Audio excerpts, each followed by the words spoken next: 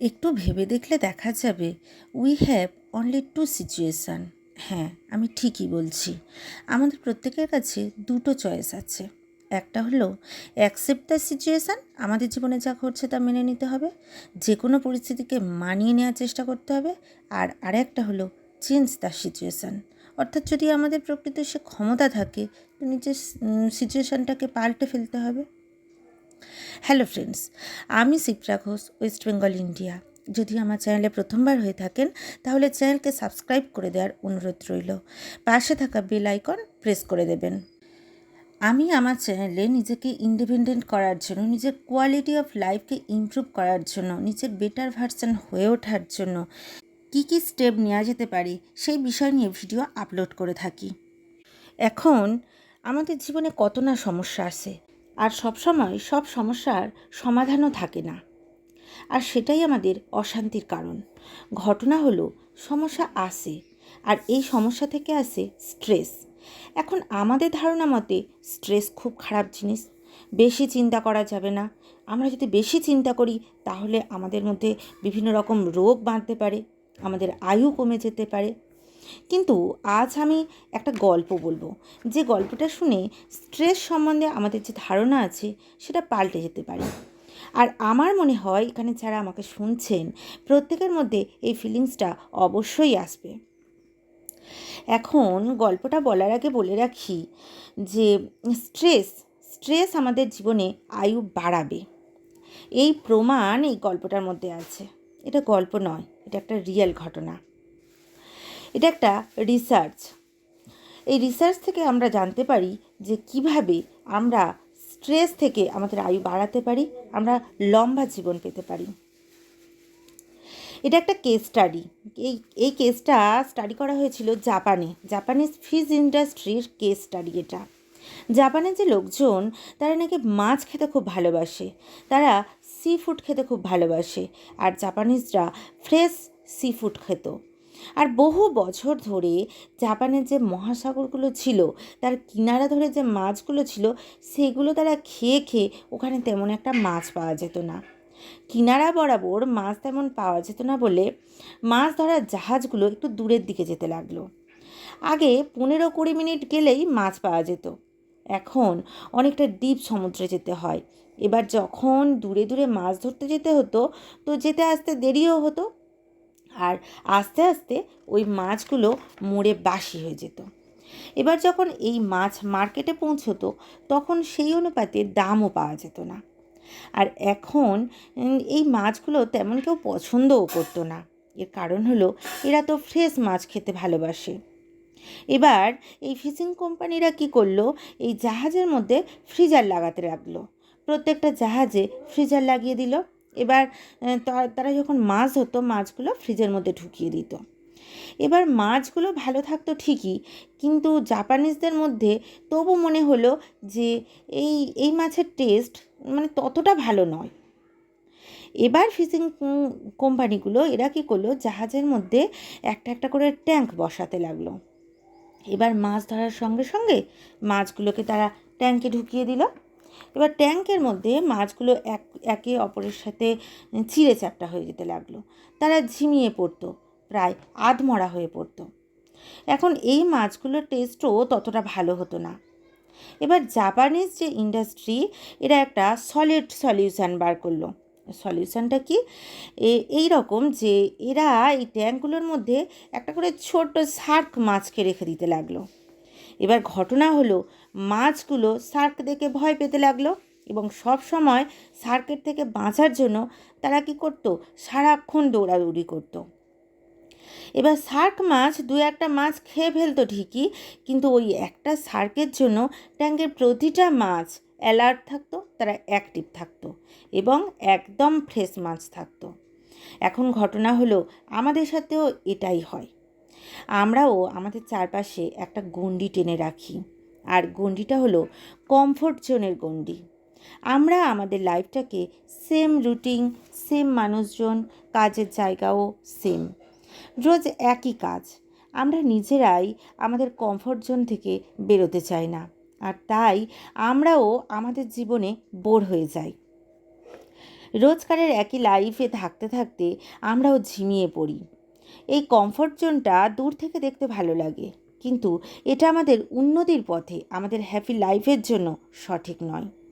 যখন আমরা চ্যালেঞ্জেস থেকে দূরে চলে যাই, নতুন জিনিস শিখতে চাই না, নতুন নতুন কাজ করা বন্ধ করে দিই, আর যদি মনে করি আমরা খুব চালাক, খুব স্মার্ট, কিন্তু না, এটাই আমাদেরকে ডাল বানিয়ে দেবে, লেস প্রোডাক্টিভ বানাবে, লেস ইন্টেলিজেন্স বানাবে। একটা এক্সাম্পল দিয়ে বিষয়টা বোঝা যাক। মাসল আমরা কিভাবে বানাই? ধরা যাক আমাদের যা মাসল আছে, আমরা 40 কেজি ওজন তুলতে পারি, এক্সাম্পল হিসাবে বলছি। কিন্তু যখন এর উপর আমরা 50 বা 60 কেজি ওজন তুলতে যাব, তখন আমাদের মাসল ছিঁড়ে যাবে এবং কী হবে, আরও মজবুত হতে থাকবে। এটাই তো ঘটনা, এটা আমরা সবাই জানি। আসল জীবনেও তাই। আমাদের কনফিডেন্স, আমাদের ইমোশান, আমাদের গ্রোথ, এগুলো সব এক এক ধরনের মাসল। আর এই মাসল আমরা কিভাবে বানাবো? যখন আমরা আমাদের ক্ষমতার বাইরে, আমাদের সহ্যের বাইরে কাজ নিতে শিখব। জীবনে যত ধরনের প্রবলেম, স্ট্রেস, সবই গ্রোথের এক একটা পার্ট। আমেরিকার ক্যালিফোর্নিয়ার একটা ইউনিভার্সিটিতে একবার রিসার্চ হয়েছিল। সেখানে 100 বছরের বেশি যারা বাঁচে তাদের উপরে রিসার্চ করা হয়েছিল। ওখানে দেখা গেল যারা জীবনে বেশি স্ট্রেস নিয়ে বাঁচে, যারা কম বেশি চ্যালেঞ্জেস ফেস করে, যারা নিজের কাজে মন প্রাণ ঢেলে দেয়, তারা বেশি বাঁচে। অপেক্ষাকৃত যারা রিল্যাক্স থাকে।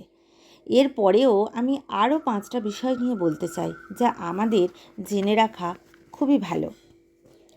1 নম্বর হলো প্রবলেমস আর গ্রোথ অপরচুনিটিস। যদি প্রবলেম না থাকে, আমরা জীবনে গ্রো করতে পারবো না। 2 নম্বর হলো challenges your self with new bigger task. আপনার ক্যাপাবিলিটি কত, আপনার ক্ষমতা কত, আপনার সহ্য শক্তি কত, এটা প্রমাণ করার একটা উপায় হলো যত কাজ করছেন তার থেকে বেশি কাজ করার অভ্যাস করুন। তাই নিজেকে আরও বড় বড় চ্যালেঞ্জেস দিন। 3 নম্বর হলো don't say why me, say try me. যখন জীবনে সমস্যা আসবে তখন কখনোই বলা উচিত নয় হোয়াই মি, তখন বলতে হবে ট্রাই মি। আমরা সমস্যা এলেই বলে থাকি কেন ভগবান, আমাকেই কেন? তখন যেন এটা বলতে পারি যে ভগবান, আমাকে যত খুশি সমস্যা দিতে পারো, কিন্তু তা সলভ করার শক্তিটাও সাথে সাথে দিও। 4 নম্বর হলো every dream can be accomplish if you prove you are worth it. জীবনের সব স্বপ্ন পূরণ হতে পারে, শুধু আপনাকে প্রুভ করতে হবে যে আপনি এর যোগ্য। 5 নম্বর হলো when problems come expand your capabilities. আমরা তো সবসময় বলে থাকি আমার একটা বড় বাড়ি হোক, বড় গাড়ি হোক, কিন্তু যত বড় স্বপ্ন দেখতে পারেন, কিন্তু সেই বড় স্বপ্নটাকে ধারণ করার ক্ষমতাও রাখতে হবে। আমাদের ক্যাপাবিলিটিকে এক্সপ্যান্ড করতে হবে। এসব করার একটাই উপায় হলো প্রবলেম সলভ করা। আমাদের জীবনে যাই প্রবলেম আসুক, তার সামনে মাথা উঁচু করে দাঁড়াতে হবে। তাই আজ থেকে আমরা আমাদের স্ট্রেসকে সঙ্গে নিয়ে একটা মিনিংফুল গোলকে সামনে নিয়ে সামনের দিকে এগিয়ে যাব। এখন দেখুন ফ্রেন্ডস, আমরা অনপ্যাসিভের একজন ফাউন্ডিং মেম্বার, আর এখনের সময় যা চলছে তা বেশিরভাগ ফাউন্ডিং মেম্বারের মধ্যে সংশয় চলছে। কেননা 18 এপ্রিলকে প্রত্যেকে অন্যভাবে আশা করেছিল, আর এখনের যে পরিস্থিতি তাতে মানি অর্থাৎ পয়সা কবে পাবো এটাই বিষয়। এখন আমাদের 360তে মাইকেল উইলিয়ামস স্যার, আমরা জানি উনি একজন বড় মাপের লিডার। তিনি খুব সুন্দরভাবে আলোচনা করেছেন। তিনি শুধু আমাদের ফাউন্ডিং মেম্বার নয়, পুরো দুনিয়াকে এটা বোঝানোর চেষ্টা করেছেন যে এই বিজনেসটা আসলে কী, আমরা কোন স্টেজে আছি। এখন আমাদের এই অনপ্যাসিভ বিজনেস মডেলটা ক্যাটমোর ওপর তৈরি। ক্যাটমো কী সেটা নিয়ে মাইকেল উইলিয়ামস স্যার খুব সুন্দরভাবে বুঝিয়েছেন। এখানে ক্যাটমোর সি হলো কমপ্লিট ডিজিটাল সলিউশন, এ অর্থাৎ অটোমেশন, টি অর্থাৎ টার্গেটেড ট্রাফিক, আর এমও অর্থাৎ মানি। এখন প্রতিটাই প্রত্যেকের সঙ্গে সংযুক্ত। এখন এই মানিতে যেতে গেলে আমাদের কিন্তু ক্যাটকে কমপ্লিট করতেই হবে। আমাদের এই বিজনেস কিসের উপর দাঁড়িয়ে আছে? এর একটা বলা যেতে পারে সেলস। আর সেলস কোথায় হবে? শুধু কি আমরা এই 1.4 মিলিয়ন ফাউন্ডিং মেম্বার আছি তাদের মধ্যে? নয় তো, এটা পুরো ওয়ার্ল্ড ওয়াইজ বিজনেস। এখানে আমাদের অ্যাসমোপারে স্যার শুধু 1.4 মিলিয়ন লোকেদের জন্য কাজ করছে না, পুরো 8 বিলিয়ন মানুষের জন্য কাজ করছেন। এখানে টেকনোলজি বিল্ড হচ্ছে, এমন টেকনোলজি যা সাধারণের জন্য। এখানে ফিউচার করার কাজ চলছে, আফটার জেনারেশনের জন্য ফিউচারকে বিল্ড করার প্রস্তুতি চলছে। এখান থেকে যে ট্রান্সফরমেশন আসবে, যে পাওয়ার আমরা পাবো, তা আমাদের খুশির কারণ হতে চলেছে। এখন সবাই টেকনোলজির নাম শুনলেই ভয় পায়, না জানি এখান থেকে কত কত পড়াশোনা করতে হবে, কত কঠিন বিষয় এটা।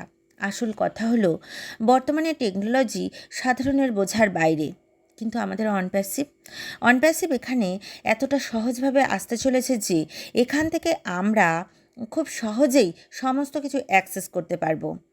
আমরা অনপ্যাসিভের একটা পার্ট, একটা অংশ হতে চলেছি। এই পুরো ধরাতল এই অনপ্যাসিভের ছত্রছায়ায় আসতে চলেছে। সো ফ্রেন্ডস, আজকের আলোচনা এই পর্যন্ত। Thank you. We are so in it to in it.